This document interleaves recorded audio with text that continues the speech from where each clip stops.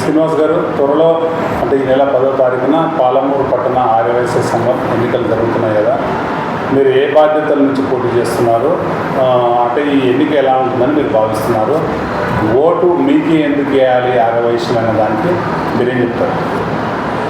అందరికీ నమస్కారం, టీవీ వాళ్ళకు కూడా నమస్కారం. రేపు 10వ తారీఖు మా పట్టణ ఆర్యవైశ్య సంఘం ఎన్నికలు జరుగుతున్నాయి. దాంట్లో పోటీ అనేది ఓన్లీ ఒక అధ్యక్ష స్థానానికి మాత్రమే ఉంటుంది. మిగతా కార్యదర్శి గారు, కోశాధికారు నామినేట్ చేయబడతారు. కాబట్టి అధ్యక్ష స్థానానికి జరిగే ఎన్నికల్లో నేను కూడా ఒక అభ్యర్థిగా అధ్యక్ష స్థానానికి పోటీ చేస్తున్నాను.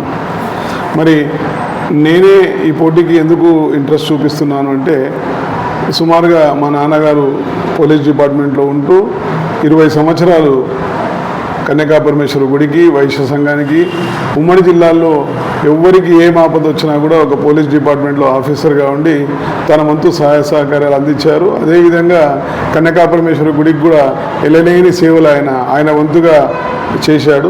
దానికి అనుగుణంగానే నేను కూడా అమ్మవారి సేవ చేయాలి, వైశ్య సంఘంలో నా వంతు నేను కృషి చేయాలి, బీద వైశ్యులకు కానీ అవసరం ఉన్న వైశ్యులకు కానీ నా వంతు ఏదైనా సహాయం చేయాలి అనే ఉద్దేశంతో వస్తున్నాను. ఆల్రెడీ నేను సామాజిక కార్యక్రమాలు గత 4 సంవత్సరాల నుంచి చేస్తున్నాను. ఉచితంగా వివాహాలు కుదిరిస్తాను మ్యాట్రిమోనీ ద్వారా. సుమారుగా 100 నుంచి 150 వివాహాలు ఇంతవరకు కుదిరించాను. మరి ఎంతోమందికి కరోనా టైంలో కానీ వేరే సమయంలో కానీ ఆరోగ్య విషయంలో అర్ధరాత్రి కూడా నా దగ్గరికి వస్తే సేవలు అందించాను. ఎంతోమందికి ప్రైవేట్లో ఉద్యోగాలు హాస్పిటళ్ళలో అక్కడ ఇప్పించాను. మరి ఒక వైశ్య సంఘంని మహబూబ్ నగర్లో ఒక మంచి సంఘంగా ఏర్పాటు చేయాలనే నా తలంపుతోనే ఈరోజు ఈ అధ్యక్ష స్థానంలో నేను పోటీ చేస్తున్నాను. అంటే ఓటు మీకు ఎందుకు వేయాలనే దానికి సూటిగా ఏం చెప్తారు సార్? ఆల్రెడీ ఈ పదవి లేకున్నా కూడా నేను చాలా సంవత్సరాల నుంచి మా వైశ్యులకు ఎన్నో విధాలుగా సహాయపడుతున్నాను. పదవి అనేది ఉంటే ఇంకా ఎక్కువ సేవ చేసే అవకాశం ఉంటుంది. మా వైశ్యులలో ఎంతోమంది గజిస్టెడ్ ఆఫీసర్లు ఉన్నారు, డాక్టర్స్ ఉన్నారు. ఆ డాటా అనేది తీసి మన వైశ్యులకు, స్పెషల్గా ఇది కుల సంఘం కాబట్టి మా వైశ్యులకు, బీద వైశ్యులకు కానీ అవసరం ఉన్న వైశ్యులకు కానీ విద్యార్థులకు కానీ సహాయం చేయొచ్చు. దాంతోపాటు వైశ్యులు కాని వారికి కూడా మా సంఘం నుంచి సహాయపడే అవకాశం ఉంటుంది. అలా ఇప్పుడు సంఘం ముందు ఉన్న సవాళ్ళు ఏంటి? మిమ్మల్ని అధ్యక్షుడిగా ఎన్నుకుంటే వాటిని ఏ విధంగా పరిష్కరిస్తారు? సంఘం ముందు మాకు రాజకీయంగా ఎలాంటి గుర్తింపు లేదు. సుమారుగా మేము 15 నుంచి 20 వేల మంది ఉన్నా కూడా ఈ మధ్యకాలంలో జరిగిన మున్సిపల్ ఎన్నికలు కానీ దాంట్లో మాకు ఏ రకమైన అవకాశాలు రాలేదు. కారణాలు ఏమిటి అవకాశాలు రాలేదు కాబట్టి ఇప్పుడు రాబోయే కాలంలో రాజకీయాలకు కూడా కొద్దిగా మా వాళ్ళు పనికొస్తారు.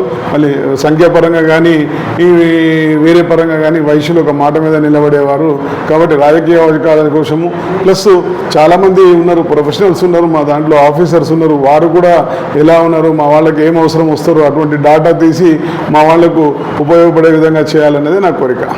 అంటే సోషల్ ఇష్యూస్ తీసుకుంటే మీ ఆర్యవైశ్యుల్లో డబ్బున్న వాళ్ళ సంఖ్య 90% ఉండొచ్చు కాక 10% బీద ఆర్యవైశ్యులు ఉన్నారు. వారి కుటుంబాల్లో కూడా చాలా ఇబ్బందులు, కష్టాలు, కన్నీళ్ళు ఉన్నాయి. అలాంటి కుటుంబాలకు వెల్ డెవలప్డ్ అయిన ఆర్యవైశ్యుల నుండి ఎలాంటి సహాయ సహకారాలు అందిస్తారు? మీరే అధ్యక్షులు ఏంటి? అంటే అందరికీ తెలుసు, దాతృత్వంగా విరాళాలు ఇచ్చేది వైశ్యులు, పర్సెంటేజ్ ఎక్కువ చాలా ఇస్తారని తెలుసు. అదేవిధంగా మా సంఘంలో కూడా ఏదైనా ఒక కార్యక్రమం తీసుకుపోయి మా వాళ్ళ దగ్గరికి వెళ్తే ఖచ్చితంగా ఎవరు నో అనరు, ఎవరి శక్తివంతకు వాళ్ళు ఇస్తారు. మరి మీరు అన్నట్లు సరే ఆర్థిక పరంగా వేరే వాళ్ళతో కంపేర్ చేస్తే కొద్దిగా మా దాంట్లో ఆర్థిక పరంగా ఉన్న వాళ్ళైనా కూడా మా దాంట్లో కూడా బిలో పవర్టీ లెవెల్ వాళ్ళు చాలా ఉన్నారు. ఈ రోజుకు నెలకు మందులు కొనలేని వాళ్ళు కూడా ఉన్నారు, ప్లస్ నెల గడవని వాళ్ళు ఉన్నారు. అటువంటి వాళ్ళకు మా వంతు సహాయం ఎంత వీలైతే అంత సహాయం చేసే అవకాశం ఉంది. కాబట్టి అటువంటి కొన్ని ప్రణాళికలు అంటే ఈ పూజలు తర్వాత దానితో పాటు కొన్ని సామాజిక కార్యక్రమాలు పెంచి సేవ చేయాలన్నదే నా అభిమతం. మనం ముఖ్యంగా మహిళల కోసం, అంటే పేదరికంలో మగ్గుతున్న మహిళల కోసం అంటే కుట్టు శిక్షణ కేంద్రాలు కానీ బ్యూటీషియన్ ఇటువంటి కోర్సులు పెడితే చాలామంది స్వయం ఉపాధి పిల్ల దగ్గర కల్పించుకొని ఆర్థికంగా డెవలప్ అయ్యే అవకాశం ఉంటుంది. కాబట్టి అట్లా మీరు ఏమైనా ప్లాన్ చేస్తారా? అసలు మా దౌర్భాగ్యం ఏంటంటే మా దగ్గర ఒక డాటా అనేదే లేదు. మా డాటా అంటే ఉన్న వాళ్ళు ఎంతమంది, లేని వాళ్ళు ఎంతమంది, డబ్బు ఉన్న వాళ్ళు ఎంతమంది, లేని వాళ్ళు ఎంతమంది, టోటల్ ఇంత వైశ్యాస్ ఎంతమంది ఉన్నారు అనేది కొన్ని రోజులుగా చాలామంది అనుకున్నారు, కానీ అది చేయలేకపోయినారు.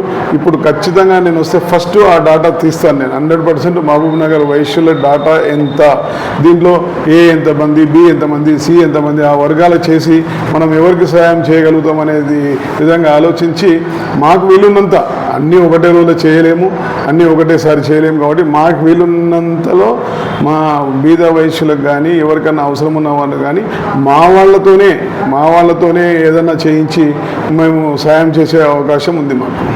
అన్న ఇప్పుడు అంటే మీరు ఎన్నికల ప్రణాళిక ఏముంది మీ దగ్గర?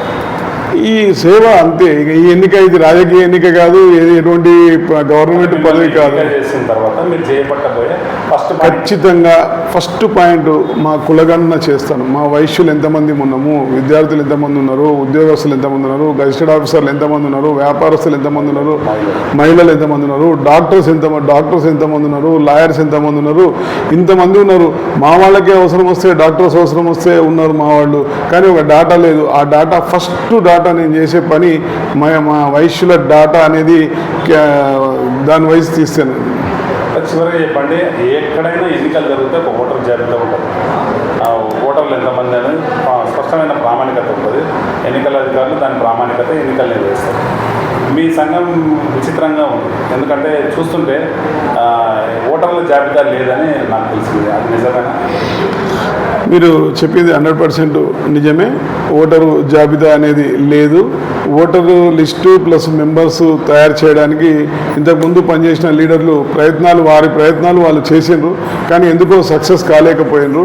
కాబట్టి ఒక సింగిల్ పాయింట్ ఎజెండాగా ఇది ఒకవేళ అమ్మవారి దేవల నేను ఎన్నికైతే ఫస్ట్ 3 నెలలలోనే ఈ ఎజెండా తీసుకొని, ఈ డాటా తీసుకొని నెక్స్ట్ టైం ఈ పద్ధతి రాకుండా చేస్తాము. ఇప్పుడు తప్పని పరిస్థితులలో ఎన్నికలు పెట్టాల్సిన పరిస్థితి వస్తుంది, ఎందుకంటే కాల పరిమితి అయిపోయి కూడా 1.5 సంవత్సరం అయిపోయింది ఇప్పుడు ఉన్న వాళ్ళది. కాబట్టి ప్రజలు అడుగుతున్నారు కాబట్టి వాళ్ళు పెట్టిండ్రు, వాళ్ళ ప్రయత్నం వాళ్ళు కూడా చేసిండ్రు, కాబట్టి సక్సెస్ కాలేకపోయినారు. మేము ఖచ్చితంగా 3 నెలల్లోనే దానికి ఒక రూపం తెచ్చే విధంగా ప్రయత్నిస్తామని అందరికీ మాటిస్తున్నాం.